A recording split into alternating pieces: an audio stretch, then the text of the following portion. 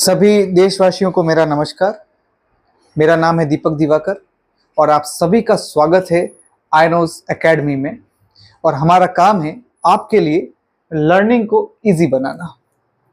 इस चैनल पर हम आपको सरकारी नौकरियों से रिलेटेड जानकारी देंगे और उनकी तैयारी कराने के लिए जो भी सिलेबस के अनुसार टॉपिक्स होंगे, सब्जेक्ट होंगे, वो आपको हम प्रोवाइड कराने की कोशिश करेंगे ताकि आपके लिए सरकारी नौकरी पाना थोड़ा आसान हो जाए। क्योंकि हमारी टैगलाइन ये है कि लर्निंग को ही हम इजी बना रहे हैं।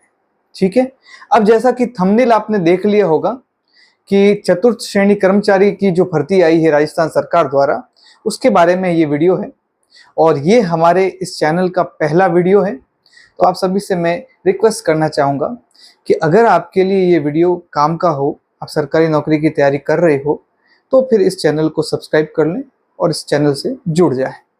तो चलिए सीधा चलते हैं बोर्ड पर और आपको चतुर्थ श्रेणी कर्मचारी की जो भर्ती है उसके कुछ क्वेश्चन हैं, उनके माध्यम से अपन इसको जानते हैं। पहला क्वेश्चन है कि नाम, काम और दाम कौन कौन अप्लाई कर सकते हैं, कब तक कर सकते हैं, कैसे अप्लाई कर सकते हैं, क्या क्या डॉक्यूमेंट्स चाहिए।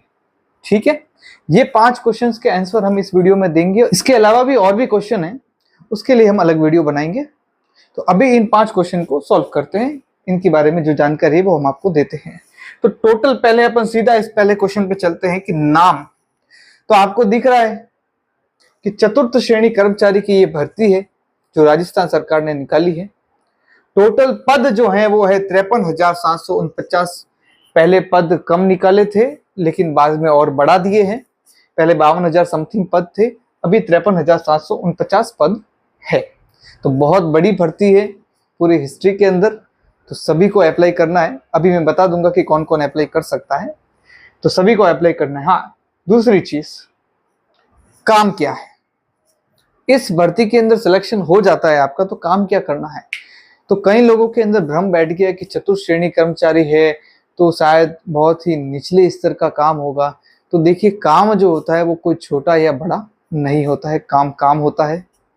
ठीक है, और दूसरा, इस भर्ती के अंदर आप सेलेक्ट हो गए तो आपसे वॉशरूम या बाथरूम साफ नहीं करवाए जाएंगे। तो आपके दिमाग में है कि भाई क्या काम करवाया जाएगा। तो ये जो भर्ती है, अगर आपको ध्यान हो, कोई कांस्टेबल की जो भर्ती होती है पुलिस विभाग के अंदर, वो और ये सेम है, सेम कैडर है, 4th ग्रेड। ठीक है, इसके अंदर काम क्या होगा, तो राजस्थान सरकार के अंदर, राजस्थान के अंदर जितने भी सरकारी विभाग है, सचिवालय है, हाई कोर्ट है, शिक्षा मंत्रालय है, बिजली विभाग है, वित्त मंत्रालय है, जितने भी हेल्थ डिपार्टमेंट है, जितने भी सरकारी विभाग हैं, उनके अंदर आपको सहायक के रूप में नौकरी मिलेगी, जिसमें आपका काम होगा फाइलों का स्थानांतरण करना, फाइलों का मैनेजमेंट करना और भी छोटे मोटे काम होंगे। तो ये होगा आपका काम। अब आपको बता देते हैं कि आपको दाम क्या मिलेगा। मतलब मान लेते हैं कि आप सैलरी इसमें पास हो गए, आप निकल गए, आप जॉब लग गई आपकी, तो भाई सैलरी वैलरी कितनी मिलेगी आपको। ठीक है ना। आजकल, पहले तो होता था कि भाई कर्म करते जाए, फल की इच्छा नहीं करे, लेकिन अब आजकल सबको फल पहले जानना होता है। तो मैं आपको बता देता हूँ कि कितना फल मिलेगा, यानी कितनी सैलरी आपको मिलेगी। तो अभी हमारे राजस्थान के अंदर 7वां वेतन आयोग पे मैट्रिक्स 1, उसके अंदर ये, उस कैटेगरी के अंदर ये जॉब आती है और उसके अंदर आपको सैलरी मिलेगी। जब आप जैसे ज्वाइन होंगे तब आपकी सैलरी जो है वो 12K से 13K के बीच होगी, यानी 12,000 से 13,000 के बीच होगी जैसे आप सेलेक्ट होंगे। ठीक है, ये प्रोबेशन पीरियड के लिए सैलरी है, 2 या 3 साल का प्रोबेशन पीरियड होता है। उसके अंदर आपकी सैलरी जो है वो 12 से 13,000 रुपए होगी। ये सिर्फ सैलरी होगी, इसके अलावा जो अलाउंस और भत्ते मिलते हैं वो अलग से आपको मिलेंगे। तो लगभग हो सकता है 18-19 के आसपास आपके पास में पेमेंट आ जाएगा प्रोबेशन पीरियड के अंदर। जैसे ही प्रोबेशन पीरियड क्लियर होगा 2 साल के बाद में, तो आपकी सैलरी जो है ये 18K से लेके 20K के आसपास हो जाएगी और धीरे धीरे ग्रो करते हुए आप 56K तक पहुंच जाएंगे। ठीक है, इस तरह से ये सैलरी बढ़ती रहेगी आपकी। ये सिर्फ सैलरी बता रहा हूं, इसके अलावा जो भत्ते अलाउंस हैं वो अलग है। ठीक है, अब अगर मान लेते हैं जो भी बजट के अंदर घोषणा हुई थी 8वां वेतन आयोग की, तो वो अगर लागू हो जाएगा तो फिर आपकी सैलरी जो है वो लगभग 28K के आसपास पहुंच जाएगी। और फिर आगे तो आप इमेजिन कर लीजिए कि कितनी होगी। तो सिर्फ 28K के आसपास सैलरी होगी तो भत्ते वगैरह मिला के आप 40 के व्यक्ति बन जाएंगे। ठीक है, तो अच्छी खासी सैलरी हो सकती है 8वां वेतन आयोग लगते ही। दूसरा, 2 से 4 साल जब आप इस भर्ती को कंटिन्यू जॉब को करेंगे तो आपका LDC के अंदर प्रमोशन भी हो जाता है। वो डिपेंड करता है आपके काम पर। ठीक है, तो ये आपके पास में 3 क्वेश्चन थे, नाम, काम और दाम, इस भर्ती से रिलेटेड आपको क्लियर हो गया। अब आपका नेक्स्ट क्वेश्चन जो है वो है कि कौन कौन अप्लाई कर सकते हैं। इसको थोड़ा ध्यान से समझ लीजिएगा ताकि कंफ्यूजन ना रहे। काफी लोगों को कंफ्यूजन है इसके बारे में, कौन कौन इसको अप्लाई कर सकते हैं। तो देखिए, एक तो 10th समझना है, एक 18+ समझना है और एक आपको समझना है 40। ये 3 चीज आपको समझनी है। ठीक है, 10th यानी अगर आप 10th पास है तो आप इस एग्जाम के लिए एलिजिबल है, आप इसका फॉर्म भर सकते हैं। 10th के अंदर फर्स्ट डिवीजन है, सेकंड डिवीजन है, थर्ड डिवीजन है, इससे कोई मतलब नहीं है। अगर आप 10th पास है तो आप एलिजिबल है। दूसरी कंडीशन, आप 18+ होने चाहिए या 18 होने चाहिए, यानी आप 18 साल के होने चाहिए। ठीक है। तीसरी कंडीशन, आप 40 साल से ज्यादा के नहीं होने चाहिए। 40 साल से ज्यादा की उम्र नहीं होनी। अगर 40 साल है तो आप एलिजिबल है, लेकिन 40 साल से ज्यादा के नहीं होने चाहिए। अब इनके अंदर की थोड़ी सी और डिटेल है, वो आप जान लीजिए। थोड़ी सी और डिटेल क्या है, मान लेते हैं कि आप 10th तो पास है, 10th तो आपने क्लियर कर ली है, लेकिन अभी तक आप 18 साल के हुए नहीं, तो क्या आप फॉर्म भर सकेंगे या नहीं भर सकते? तो इसके लिए मैं आपको 2 डेट बता देता हूं, उससे आपको ये कंफ्यूजन दूर हो जाएगा। उस डेट को ध्यान रखना है। 2 डेट बता के आपको क्लियर कर देता हूं। अगर आपकी जन्म तारीख 31/12/2007 31/2007 है तो आप इस फॉर्म को भर सकते हैं। इससे पहले है तो आप इस फॉर्म को भर सकते हैं। लेकिन अगर आपकी जन्म तारीख 1/1/2008 या इसके बाद की है तो आप भले चाहे 10th पास हो, कुछ भी हो, आप इस एग्जाम को नहीं दे सकते, आप एलिजिबल नहीं है। ठीक है, ध्यान से समझ लेना। 31/12/2007 अगर आपकी जन्म तारीख है, अगर आप इस तारीख को पैदा हुए हैं और इससे पहले वाली जितनी भी जन्म तारीख है, यानी इससे पहले जो पैदा हुए हैं, वो इस एग्जाम के लिए एलिजिबल है।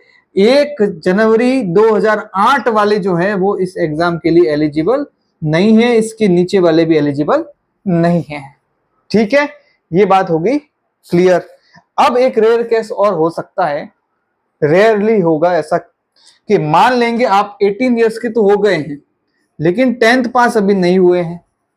आप 18 साल के तो हो चुके हैं लेकिन 10th पास नहीं हुए। हो सकता है कि आपने किसी ओपन बोर्ड से भरा हो या कहीं 10th आपकी अभी चल रही हो, किसी भी कारणवश कैसे भी हो, तो अभी आपका 10th का रिजल्ट आना हो, तो आप इसका फॉर्म भर सकेंगे या नहीं भर सकते। तो सितंबर के अंदर इस भर्ती का एग्जाम है। ठीक है, 18 सितंबर से इसका एग्जाम है। 18 सितंबर से पहले पहले अगर आप 10th का सर्टिफिकेट अगर आपके पास में आ रहा है, अगर आपको ये जानकारी हो कि मैं 18 सितंबर से पहले मेरे पास में 10th का सर्टिफिकेट आ जाएगा, तो आप इसका फॉर्म भर सकते हैं। ठीक है, तो आप एलिजिबल हो सकते हैं। लेकिन अगर आपका 10th का सर्टिफिकेट 18 सितंबर के बाद आ रहा है, ये एग्जाम डेट है, एग्जाम डेट के बाद आ रहा है, तो आप इसके लिए एलिजिबल नहीं है, आप फॉर्म नहीं भर सकते, फिर चाहे आप 18 साल के क्यों नहीं है। तो आपका 10th का सर्टिफिकेट जो है वो 18 सितंबर से पहले आपके पास में होना चाहिए। ठीक है, तो इन दोनों की आपकी कंफ्यूजन दूर हो गई। अब 40 साल, इसकी कंफ्यूजन दूर कर देते हैं कि अगर आपको 40 साल के हैं तो आप इसके लिए एलिजिबल हैं, लेकिन 40 साल से बड़े हैं तो आप एलिजिबल नहीं हैं। लेकिन अगर आप आरक्षण वाली कैटेगरी में आते हैं, ठीक है, अगर आप आरक्षण वाली कैटेगरी में आते हैं तो आपको 5 साल की छूट है। SC ST और नॉन क्रीमी OBC, इनको 5 साल की छूट है। अगर आप 45 के होंगे तो भी आप फॉर्म भर सकेंगे, लेकिन जनरल और OBC क्रीमी लेयर को कोई छूट नहीं है, उनके लिए 40 साल है। ठीक है, इसके अलावा अगर आप महिला हैं तो आपको जनरल में भी 5 साल की छूट है, आप 45 की हैं तो भी फॉर्म भर सकती हैं। और SC ST और नॉन क्रीमी लेयर है तो आपको 10 साल की छूट है, आप 50 की हैं तो भी फॉर्म भर सकते हैं। ठीक है, तो अब कौन कौन फॉर्म भर सकता है ये आपको क्लियर हो गया। नेक्स्ट क्वेश्चन पे चलते हैं कि कब तक फॉर्म भर सकते हैं, यानी कि एग्जाम फॉर्म भरने की जो है वो लास्ट डेट कब है। तो फॉर्म भरने की जो लास्ट डेट है वो मैं आपको बता देता हूं।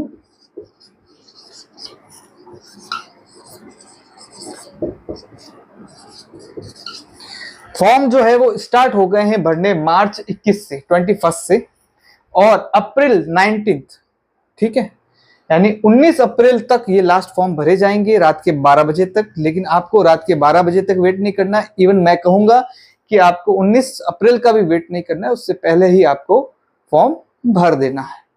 ठीक है, तो अब आपके 3 क्वेश्चन हो गए, कब तक फॉर्म भर सकते हैं, कौन कौन फॉर्म भर सकते हैं, और नाम काम दाम हो गया। अब आपके पास में क्वेश्चन है कि कैसे अप्लाई करें, तो इसके ऊपर अपन थोड़ी सी चर्चा कर लेते हैं, क्योंकि ये क्वेश्चन उनके लिए ज्यादा महत्वपूर्ण है जो पहली बार गवर्नमेंट एग्जाम देने जाएंगे, उनके लिए ये ज्यादा जानकारी जरूरी है। जिन्होंने पहले इस विभाग की कोई भी भर्ती का एग्जाम फॉर्म भरा है तो उनको तो जानकारी होगी, लेकिन जो फ्रेशर हैं उनके लिए ये इंपॉर्टेंट है।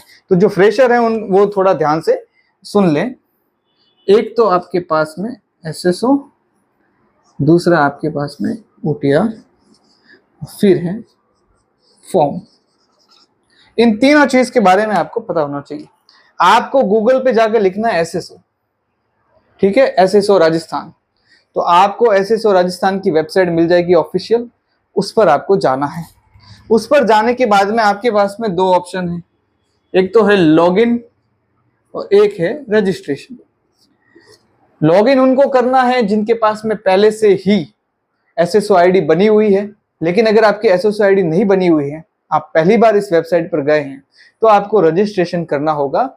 ठीक है, आप एसएसओ आईडी पर कैसे रजिस्ट्रेशन करते हैं तो इसके लिए यूट्यूब पर बहुत सारे वीडियो हैं, आप यूट्यूब कर लें और वहां से देख लें। फिर भी अगर आपको समझ में नहीं आता है तो फिर आप कमेंट्स में मुझे बता दीजिएगा कि हमें एसएसओ आईडी के लिए भी वीडियो चाहिए, तो मैं प्रॉपर स्क्रीन वाला वीडियो डाल दूंगा। ठीक है, तो एसएसओ रजिस्ट्रेशन करने के बाद में फिर आपके पास में ऑप्शन आएगा, वो मैं आपको बता देता हूँ। ठीक है, एसएसओ तक आप समझ गए।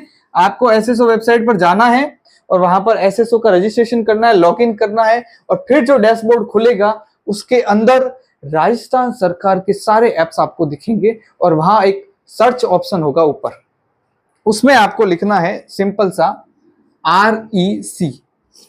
सिर्फ इतना सा लिखेंगे तो आपके सामने शो हो जाएगा अशोक चिन्ह, ठीक है, और नीचे लिखा होगा रिक्रूटमेंट पोर्टल।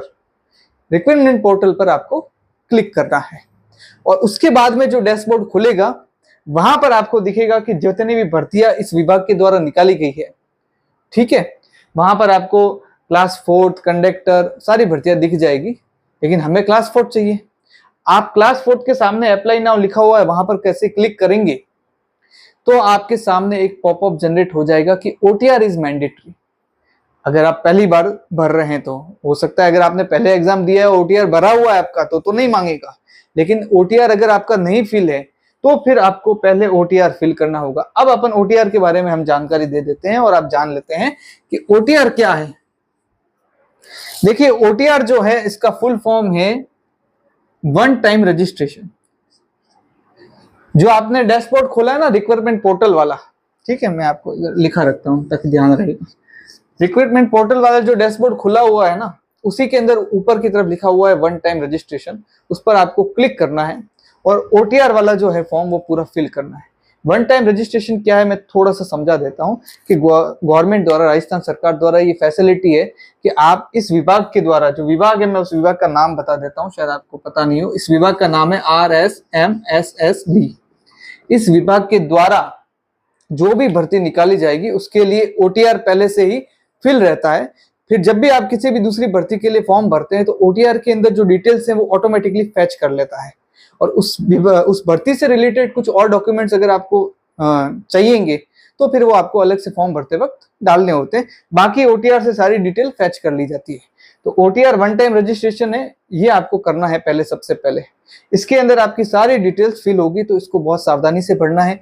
और अगर आपसे नहीं भरा जाए तो आप किसी ई मित्र वाले से भर ले, लेकिन ध्यान रहे कि वो कोई गलती ना करे, तो कोई अच्छा पहचान वाला हो उसी से भरवाए, ठीक है। क्योंकि सरकार यही कहेगी कि आपकी गलती है, इसमें करेक्शन होने के चांसेस बहुत कम है, इसलिए आपको बहुत सही से भरना है। ठीक है, तो OTR कैसे भरना है ये आपको अगर जानकारी चाहिए, अगर OTR कैसे भरना है इसके बारे में जानकारी चाहिए तो आप YouTube कर लीजिएगा। YouTube पर इससे रिलेटेड भी वीडियो अवेलेबल है, और अगर आप कहेंगे कमेंट्स में तो मैं OTR के लिए भी एक वीडियो बना दूंगा कि OTR रजिस्ट्रेशन कैसे करना है।